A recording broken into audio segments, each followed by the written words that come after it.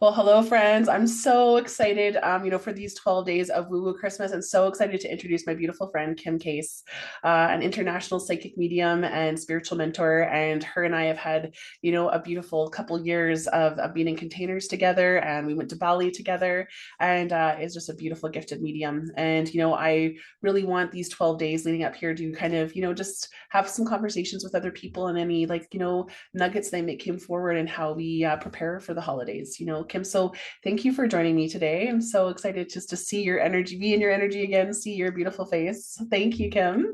Oh, thank you for reaching out for this. I'm really excited to actually get to see your beautiful face and be able to. Oh, I think this is a really great idea too. So happy yeah. to participate.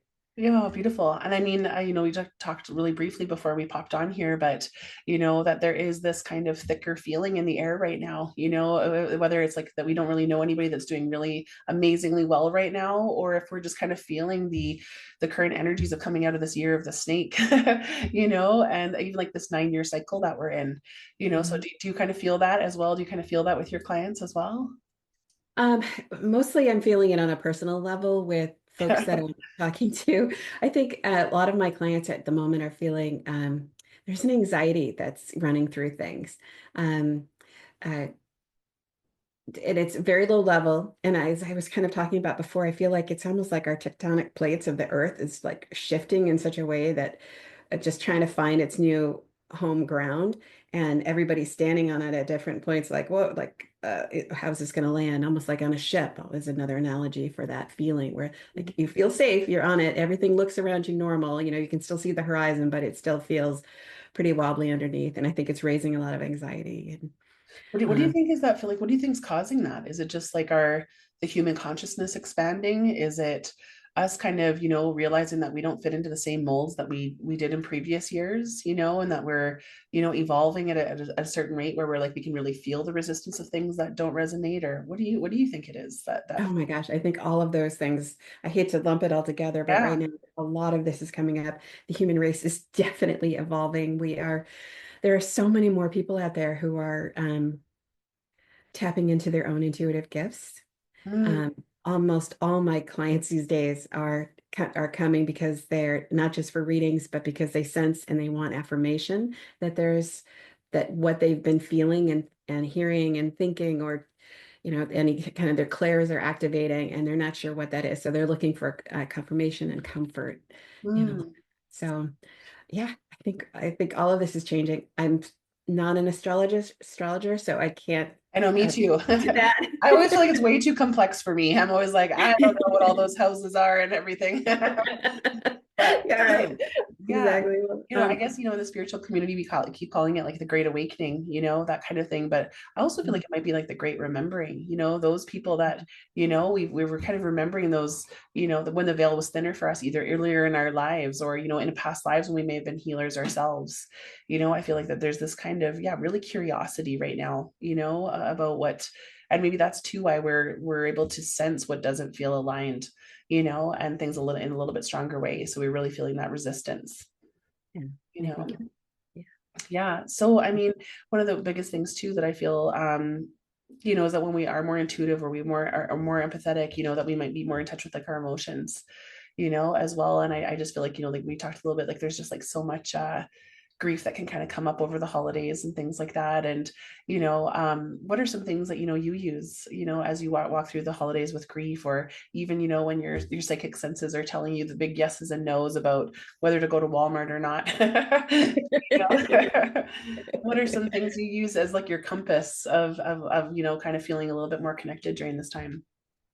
I think right now, myself, like other people, if they're experiencing grief, it's I'm just kind of hanging in there, and I'm making two decisions. One is this an appropriate? Like, one is, am I going to feel it or am I going to numb it? And that's like a choice that each of us are making in our daily experience. So sometimes that's okay to say to yourself, right now I'm just going to check out and read this book, or you know uh, uh, do a little Netflix right now, whatever I need to do to kind of survive this. And another time, you just have to say, okay, I'm going to take a minute and feel it. And for me, that can be like I was just thinking about my dad, I was taking a shower this morning. I was crying, in the shower, just Aw. kind of like, but that felt like a safe, warm place to just kind of let it out and experience it. So, um, yeah, choosing our path from one moment to the next on how we're going to approach the grief I think is a totally fair and valid thing to do because it's meeting ourselves with patience, um, uh, in, yeah, meeting ourselves with patience in each moment, because we can't be in it all the time, right? You have to choose your times, right? We have to survive. We have to go to Walmart. We have to, get the kids peanut butter and jelly sandwiches. They have to choose their moments of being in it or tuning it out. Um, Why is it so hard to feel, do you think, Kim? Do you oh, want it hurts. It's physical, right? It's a physical pain for those who have lost someone. It's it, it for someone who hasn't, it's hard to tell from the outside. Oh, that person's just gone, kind of get over it. But when those who've been through it know that it's a physical, um, yeah, it hurts. It's literally squeezes it your heart. hurts physically. Yeah, that's so true. I love it. I'm like already like crying. Um, but it's like I'm just in this chapter right now too, and maybe some other people too are like, how do I just, do less? And because I do feel like we're being asked to do less. Do you know what I mean? I feel like the days of like hustling and pushing and like, even like expand more, even market more, anybody who's running a business, all these like things that are so much, it just Mhm. feels as though like that doesn't really align anymore. We're asked to be almost in this more feminine space of being able to be still and to be able to receive, but there's this such a discomfort that comes when we're like just on our own. Like even I've been trying this exercise where like I tried to like, put my phone down for like, a half an hour a day. And I've just been like, I'm just going to sit out, look out the window, like I'm not going to plan dinner. I'm not going to do the shopping list. I'm not going to think about the emails or whatever it is.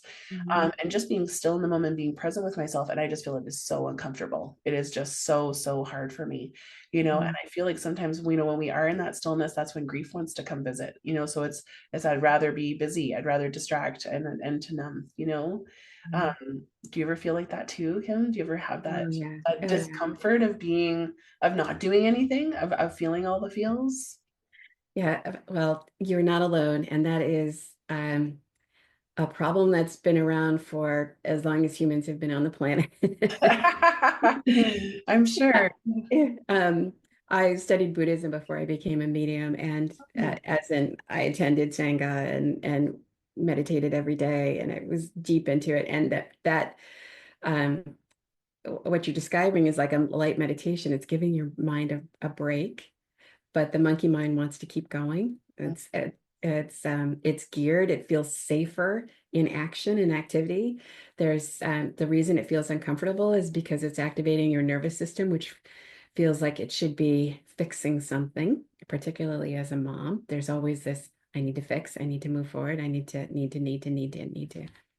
Um, so I wanted to just throw this other thought that's just popped into my head about how uh, with the internet, uh, and we've become so much more interconnected. Like you and I have had these wonderful connections, but so it has this blessing and curse aspect to it, right? It's helping us expand as humans because we're now so much more activated by those of us who are finding other inspirations to activate our intuition. But when we're uh, it also can be a tricky tool because it becomes very hard to shut off. Our brain becomes cycled into the dopamine of the experience of it. So that can be a thing too, particularly for us who are content creators. A lot of our livelihood is being online, right? And marketing ourselves, etc. And there is that dopamine aspect um, to that the internet provides, and it's particularly like Instagram and Facebook and all these kind of things. So you're not, it's not you. It's Mm-hmm. not you. It's these things are kind of designed to hook us in Mm-hmm. and to keep us engaged. And so I applaud you so much, and carving out that space for you and declaring, no, this is my space. This is my time. I'm not Well, going to and be I'm like, on. like I think sometimes we think it has to be these big, like I need an hour to like light my candles and get the music going and, tune in, maybe pull myself a card. But really, I was talking to a colleague and she said, what's even really so important is like just that, like that 5 minutes right when you first wake up in the morning and just like seeing like, how does my heart feel today? Like what are some intentions that I have for today that Mhm. can just like even just connect us to like our spirit, in that moment instead of, turning our phone on, checking our email the first thing after we turn our alarm off. Um, Yes. and then is that, Spacing that out, giving yourself yeah. space between yourself and, well, what is work? What is that experience of engaging in your job kind of thing? Mhm. What are other things? I Oh, sorry, go Oh, ahead. sorry. One thing I'd love too to do, I loved what your colleagues talked about, but I also enjoy if sun is out, to spend a couple minutes just sun gazing as it's coming up over there. Mm. It's nice because it's kind of late. We decide we're in I'm in New England, so it's up in the around 6:30 a.m., 6 or 7. You can just kind of seeing it come up over the horizon, come through the trees, and I love just gazing at it for a little bit. And um, that actually is supposed to be really good for your hormones to help activate you and wake you up a little Oh, bit. yeah, that's a beautiful reminder. I also think too, when we're talking about, people's curiosity right now about their intuition and things like that, that we forget those little pieces of magic that can kind Mhm. of remind us of a bigger picture of things, like watching the sunrise or, taking that breath with your spirit in the morning. I always wondered, like around this time of year, when there's a lot of religion connected to it as well, that I'm wondering if like people, and I don't know if you feel this too, that people may be so connected and curious about their intuition and so curious about their spirit and things that they're sensing and knowing because, we've kind of lost the system where we've been able to do that. Like back when you think back, like, 50 years ago, it's like everybody went to church on Christmas Eve, everybody went to church on Christmas Day, but we don't have that platform or the rituals that are the same. That's kind of really losing value, so Mhm. I feel like because we're missing some of these like big systems or something like that seem, like we're supposed to go to it, that everybody's like, well, then where's my soul? If I'm not like believing in, like this hierarchy or the system, then it's like, well, what am I believing in? And Mhm. then maybe it's like that's what's kind of also tuning people back into themselves as well, Mhm. and important to do this season, I think too, you Oh know. my gosh, there's so much in what you just said. That is so true. That's a huge topic. Then like Um, why are people being turned on, like why are so many people, so many light workers, wanting to explore their gifts and their intuition, and like is it because we were, the last 20 or 30 years we've kind of we're missing that piece. Yeah, absolutely. I think it is. I think we Yeah. are feeling wanting what's real. I mean, the whole AI backlash, like I don't know, Apple just came out with a new ad that was all puppets instead of AI. Like Coca-Cola has all the AI commercials now, and then Yeah, Apple decides it's going to do one of puppets, and people are loving it. I haven't seen But it people yet. are people are longing to feel more of what's real. And when you go to what's real, that what is most real and people can immediately identify is what's true in my body. What's true for me at this moment? How do I feel in my body? What am I sensing around me? We talked about intuition and being alive to it.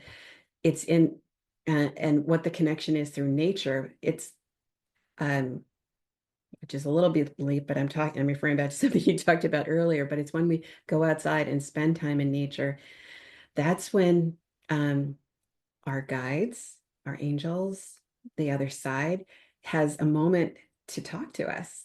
When we're busy doing other things, we're not able to hear our intuition.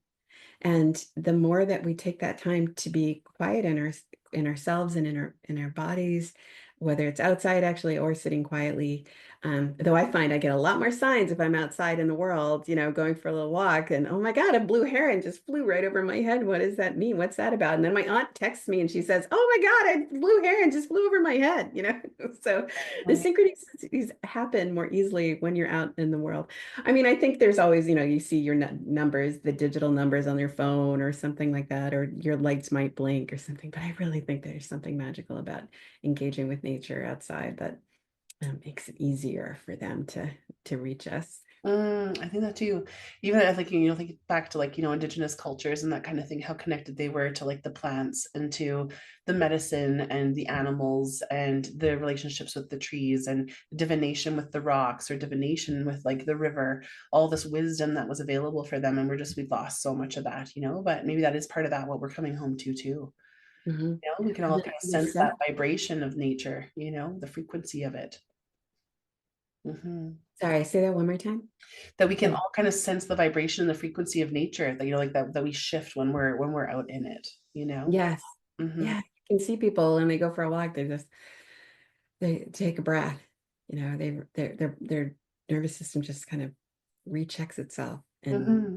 breathes, even as you're kind of like, this is freezing cold or Right. I whatever also it is. think, you know, like I'm really good friends with like a, you know, a really beautiful sound healer, and she talks about the frequency of nature, you know, that trees vibrate at a different frequency and that the water does, the grass, the electromagnetics in the ground, that all those things actually help, you know, raise our vibration, you know, that when we're among it, that our cells and our oxygen and everything actually changes. So that's why it is like so all beneficial for our health as well. But I'm Yeah, like, I also feel like, you know, as a medium, we talk all the time about being in a higher vibration to connect to the spirit world, you mhm, know, like how do we raise our vibration or, you know, like build our power in order to connect to the spirit world. And so it's like nature's this like beautiful container already ready for that, you yeah, know. yeah. Yeah. So Kim, I like you mentioned your dad earlier, like what are some things that you do, to honor your dad like in the Christmas season, like what do you... oh,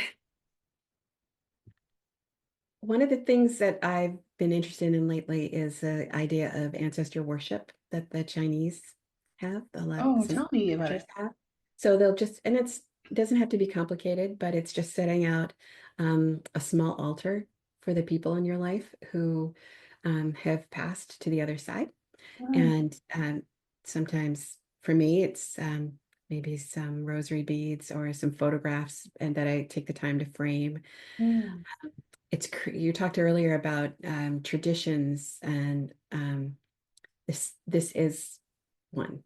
You can make your own tradition. You can make your own ceremony experience from something that's an altar, so that you can, whether it's just creating the altar and just when you pass by it, take a moment to think about them, to thank them for what they brought to your life. It I know it helps me feel more connected to them. Um, and I Well, have so little many cultures conversations. are like do it so much better than us in like North America. You know what I mean? Like you think of like, you know, the why do I always forget the day? De los Muertos, or what is it, the Day of the Dead? Yeah, Know, like that yeah, they like make the meals and like make up, you know, like all these kind of things for their ancestors. It's like, how did we miss that memo?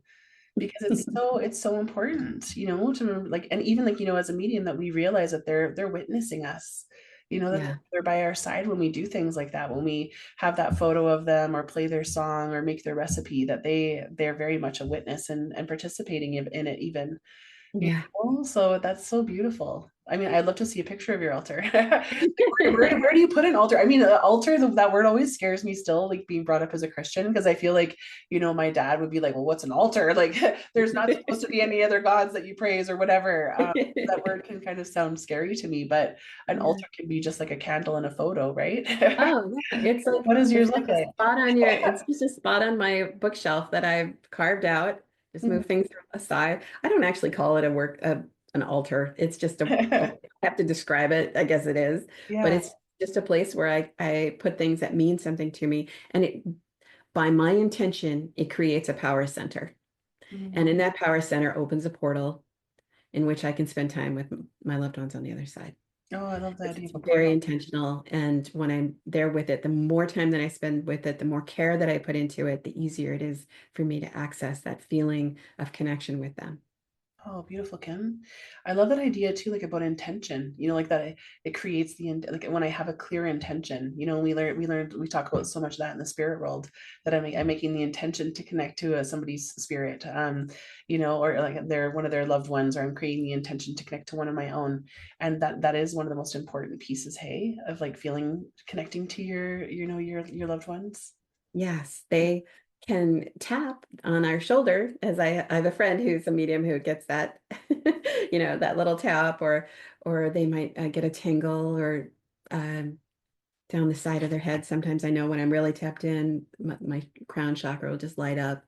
Everybody's different, but the real connection comes from my intention to welcome that in. It's never, uh, they don't just show up. It's like, okay, I want to talk, and then they'll let me know that they're around, but I always have the choice. And so when my intention enters into it, that opens up that level of intuition. People who have come to me and, want to develop their clairs, um, it feels uh, frustrating for them to hear it, but it really is your intention to learn is the instigation that they need, is the invitation, excuse me, that they need to help open up your doors for you. I love that reminder. That's so, so, Yeah. and I hope it doesn't have to be that I keep bringing up your dad, but like, what are ways do you think that you're gonna kind of sense his spirit this Christmas? Have you already kind of had any messages? Was it the blue heron or Oh, actually, I think that was my mom. oh She was my aunt's sister. oh But okay. uh, yeah, I don't know. I, I, yeah, because if I spend too much time in it, we all have to kind of move along with life. But he'll pop in on his own, and I'll kind of and how do I know he's close? It's because he's really on my mind all of a sudden, like, or I'll suddenly remember the way he did a certain thing out of the blue. It's when it happens out of the blue that I know that it's usually him checking. Yes, and that's why I feel like, we have to tell, like this is a great reminder for anybody watching is that it totally is those little things where we just like, oh, I wonder why I just thought of that recipe, or I wonder why I just that I just remember like that sounded like something they would say, like that actually is the spirit world communicating. Yeah. Sometimes we think it's just the coins or the feathers or whatever, but it can be those thoughts out of the blue. Yes. Yeah, I think absolutely. especially those hit us so much more, and it's so easy for them to access too. So, what are some things you've got planned for this Christmas for you, Kim? Oh, we're gonna have a pretty quiet one Yeah, where as I get older, my family gets smaller. yeah, Things way.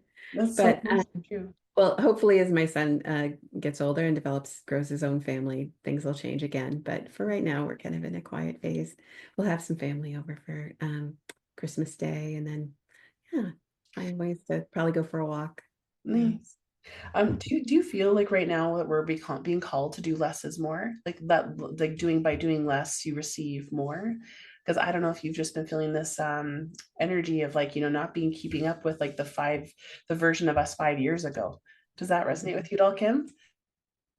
I The version of myself 5 years ago. Can you explain a Like, little bit about like I wonder, like, because we've all changed so much, since COVID and things like that. I Mhm. wonder if it's just like, are we being at like, are we wanting to do less these Christmases? You know what I mean? Like less parties, less gifts, less hosting, less shopping. Do you think that's in there at all? I think that moms are definitely exhausted. So there's that. But I'm actually seeing the opposite. I feel like people are wanting that joy. They're wanting that connection. I'm getting more invitations. I'm giving a few more invitations to bring people in because with that shifting feeling, I'm wanting to reach out to people more. And I almost everybody I've talked to has said they're doing their Christmas early in order to feel um, that joy and Hmm. uh, to fill that kind of anxiety feeling that's in going on. And by bringing in that Christmas spirit, that remembrance of simpler things, that feeling of home and childhood, um, Hmm. yeah, I love. that they're longing for that more. Okay, I love that idea. And that totally could be true. Maybe it's me. Maybe it's just like I always used to just go all out. And I'm like, oh, I just don't have the energy for that anymore. You Well, know? I don't think that I definitely feel like I'm not doing anything fancy, but I've definitely offered invitations for like taco nights. Okay, yeah. Kim, when you talk about that anxiety, that undercurrent of anxiety, what are things that you do, to kind of, get through the anxiety? Like what are tools you use? Yeah, let me see if you can see it here, but right behind me is my chair, and that's where I spend a lot of time. Really? Like super anxiety. Yes. I get panic attacks if I'm over the top on my anxiety. And this little chair here, surrounded with some what's that smelly stuff? I'm drawing a blank. Um, Like Palo Santo or smudge. Thank you. Yes. And a couple of crystals that I like to kind of help me focus my energy. But that's where I spend my time when I'm feeling really anxious, is to get quiet. And um, I I do feel like my Buddhist training really helped me out with that, to um, be able to sink quickly into the quiet and the stillness, Mm. um, find myself. One of the wonderful things I've learned in this process of becoming a medium, is because I'm still fairly new, but one of the things I really loved learning about was my higher self. Hmm. We're just an embodiment of a physical plane and a physical dimension at the moment, but we're all part of ourselves, are so much bigger and broader and wider than we can even dream. And if we take a moment and kind of go inwards and notice the mind that's noticing the mind, then Mm. we can tune into who we are on a multi-dimensional, expanded self-experience. Wow. You How do get me we looking a little crazy. how do we even like explain that? You know, it's like our 3D minds can't even comprehend that, No, we you can't. It know? can only So happen through meditation um, and we talk about the ways that you raise your vibration. In those experiences, you have this sense that there's more to me here than just me. There's mm, me experiencing, like, how are you able, Michelle, to access so beautifully multiple souls on the other side? That's, I'm sure we've wondered at times, like, how is that happening? What's that connection? And, um, yeah. I think by tuning into your higher self that it kind of gives you like the bigger picture and that's what calms the anxiety, or is it inviting, wisdom from your higher self into your heart, or how does the higher self, apply to this anxiety piece? Um, oh, so many ways. It's a reminder that everything is temporary, that Mm, whatever hardship I'm experiencing at the moment, it's like the weather, chances are it will change. mm, Things will move forward or backwards. Even if I'm happy, soon I'll be sad. If I'm sad, soon I'll be happy. We're on constantly this wheel mm, of experience. And tapping into my higher self is a reminder that there's more, so much more out there than just me and my experience right now. It reminds me that I have wisdom that I can bring to everyday experiences. mm, Um, it reminds me that it's okay to feel confident in myself, because there's so much more to me than just what I've experienced or what goof up I made today. Um, in this lifetime, uh, I've I'm experiencing myself as a neurodivergent and ADHD person. mm. Very distracted all the time. I'm like, oh, Yeah. when I'm I like, get don't we all quiet, have ADHD now too? I know it's in the Right? water. Yeah. And like how do you think is like the most, the easiest way to access your higher self, is it meditation? Is it breath work? Is it an intention? What do you think it is? Oh, I have started exploring breath work. So, I love meditation, but I have started exploring breath work. And that's trippy. If you ever feel called to give it a shot, it's pretty I've cool. heard I've heard it's like psychedelics, like that you can It go can a be. wild Yes. place. Yeah.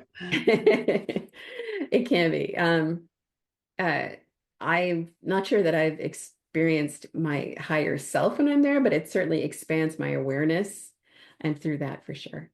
Um, yeah, breath work is a great way to feel more connected to your body. Anything that anchors you into your body can help you. But my simple meditation for touching base with my higher self is I'm sitting quietly in my chair, close my eyes, I take a few deep breaths, I anchor my energy. I feel my energy going down into the earth and anchoring into Mother Gaia, and then I pull that energy back up that she's willing to share, and then I let her move up and into the ethos, and then I ask it to come back down again, and feel it in like a circle, up and down and up and down. And then as I'm going up, maybe like a third or fourth time, there's no rules, just kind of check in, and I kind of ask myself, am I there? And if usually I'd immediately hear the answer, of course, yes, I'm here.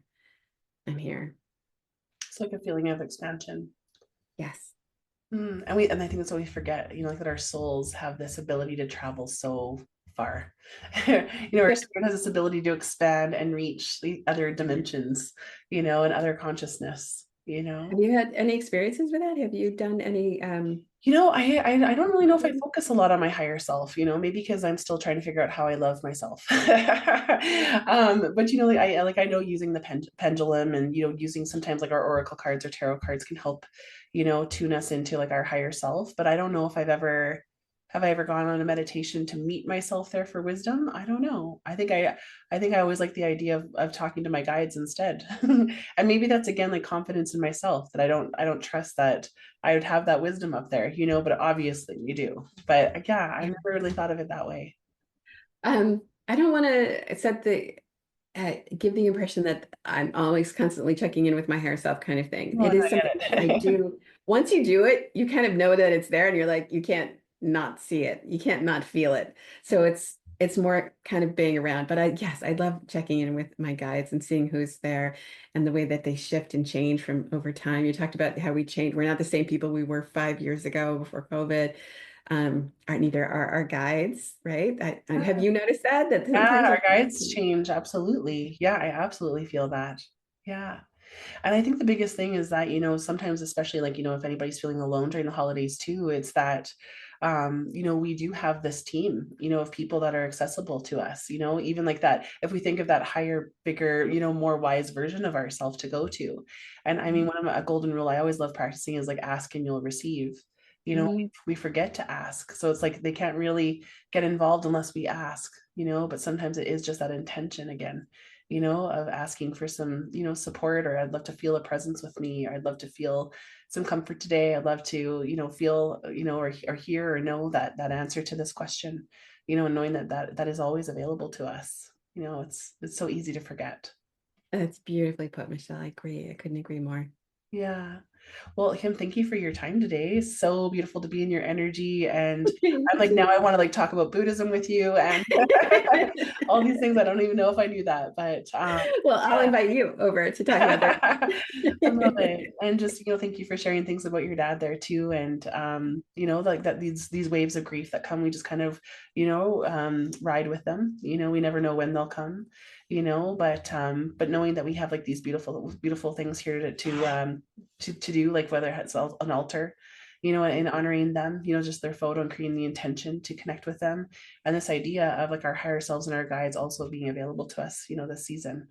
Mhm. So beautiful in this kind of tumultuous time, this reshuffling that it constantly feels like we're in the middle of. Yes. Well, thank you, Kim. Oh, thank you. And I think if I were to leave people with one thing is this remembering that you are so loved and Mm. held, even if we can't see it or feel it in the moment. We are so loved and held. That's what almost every spirit who has come through has communicated right at the end. They're just like, you were loved and you were held and we're here. So Oh, that's so true, Kim. Thank you. So thank you, Kim, for joining me today. love you. I'll see you soon. Yes.